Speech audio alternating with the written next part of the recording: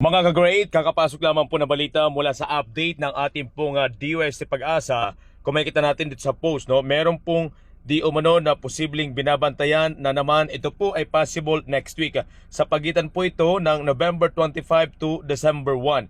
Okay, so ating na-report kanina na within this week, simula ngayong Lunes hanggang darating po na Sabado at Linggo, ay medyo okay po yung ating pong panahon. But ito pong forecast po ng ating pong Pag-asa ay next week. Ibig sabihin sa susunod po na Lunes. Okay? Ito yung estimated po nila na may possibility na mayroong pong binabantayan na posibleng bagyo. But naka-highlights po dito ay mababa yung tsansa. Okay? Pero huwag pa rin po tayong kampante kasi nga mayroong mga unang report na sinasabing mababa ang tsansa pero hindi natin alam na yung pala ay malakas. Kagaya po sa ating forecast na karaan, no, sa bagyo pong Pipito, okay, meron pong yung unang mga linggo, okay, nung hindi pa ito direktang pumapasok, ay mababa yung tsansa. But siyempre, ito po next week, bantayan po natin sa forecast ng ating windy.com natin pinakita kanina. Kahit ngayon po, kung i-review po natin uli, hindi natin po masaga pa sa ngayon dahil ang forecast po ng ating windy ay up to Saturday lamang. So ito naman po estimated by next week pa na Lunes.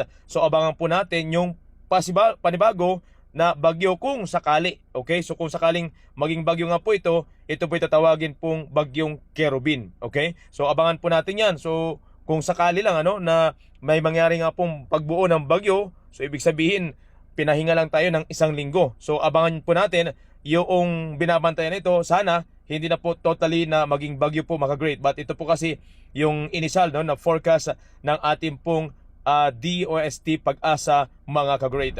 Kung re-reviewin ko lang uli, no, ito po sa forecast ng ating pong windy.com.